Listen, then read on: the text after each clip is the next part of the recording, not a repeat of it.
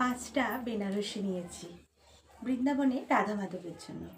প্রথম কালারটা দেখাচ্ছি, এই যে দেখুন, এই হচ্ছে বেনারসি, আর এটা হচ্ছে আঁচলটা, আর এটা হচ্ছে পাড়। এই যে পাড়টা ডুয়েল টোনের মধ্যে আছে, আর পুরো শাড়িটাতে কিন্তু এই ধরনের কাজ করা রয়েছে। এই ধরনের কাজ করা রয়েছে। আমি গায়ে ফেলতে চাইছি না, রাধারানীর জিনিস, সেই জন্য তা এইভাবে আমি দেখানোর চেষ্টা করছি আপনাদেরকে। এটা হচ্ছে প্রথম কালারটা দেখালাম, এটা রাখলাম। এবারে এটা হচ্ছে তুতে কালার। এই যে দেখুন, তুতে কালার। এই শাড়িটাও কিন্তু এই পুরোটাই এই ধরনের কাজ করা রয়েছে, সুন্দর কাজ করা রয়েছে। এটা তো আঁচল, বুঝতে পারছেন আপনারা।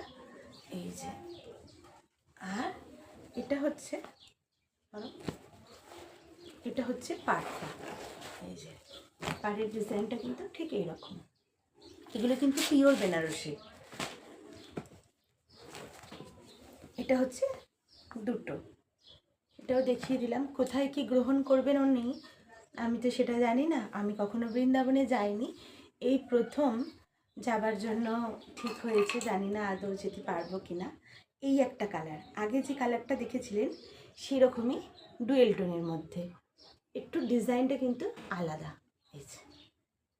এই যে দেখুন, এই কালারটা আর এই কালারটা কিছুটা কিন্তু একই। দেখুন, এই যে দেখুন, এই দুটো কালার কিছুটা একদম এক নয়, কিন্তু কিছুটা এক। এই যে এই একটা আর এই একটা, ডিজাইনটা কিন্তু আলাদা। আর এই যে এটা হচ্ছে আঁচল, আর এটা হচ্ছে পাড়ের কালার, পাড়। এই যে এটা হচ্ছে পাড়, সুন্দর একটা পাড়।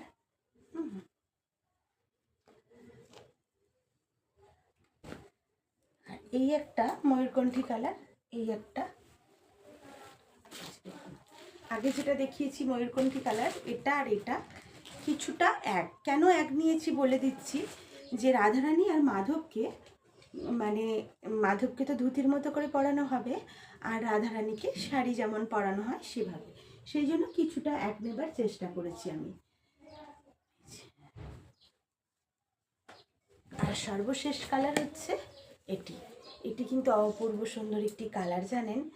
ক্যামেরাতে অতটা সুন্দর বোঝা যাচ্ছে না, তা এটা হচ্ছে পাড়, এটা আঁচল। টোটাল 5টা বেনারসি আমি নিয়েছি। আপনারা একটু কৃপা আশীর্বাদ করবেন আমার উপরে।